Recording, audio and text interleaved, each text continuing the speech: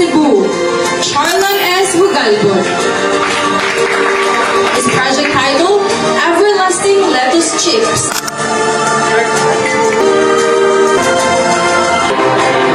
Rainbow Healthy Options.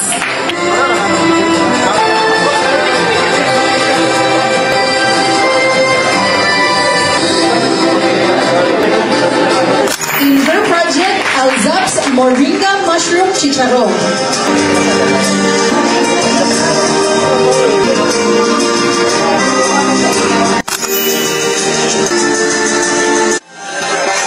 Genesis L. Lualia.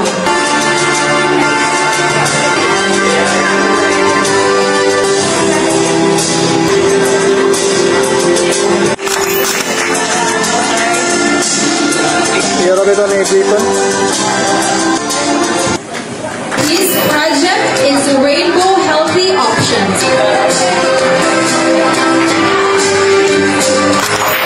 Project title, Jens O. Hong Kinga.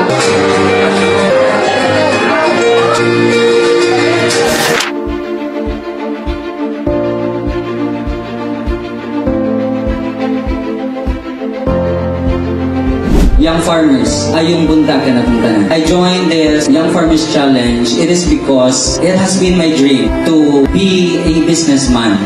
Pero sa kakulang sa kapital, sa kakulang sa knowledge on how to start my own business, so maglisod ko, especially as a youth, especially if you are in a rural area, na dili jud ka maka-start jud sa imong negosyo kung wala kay tabang gikan sa imong mga mentor, sa imong mga silingan, or to someone who have already this knowledge.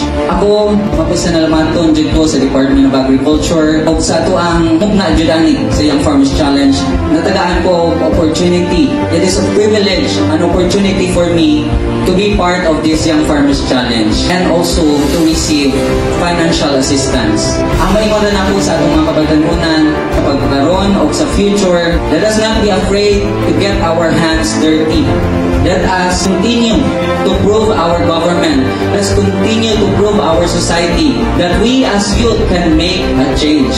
We can make a difference. Kang salamat, umayong buntag ka na tuntan.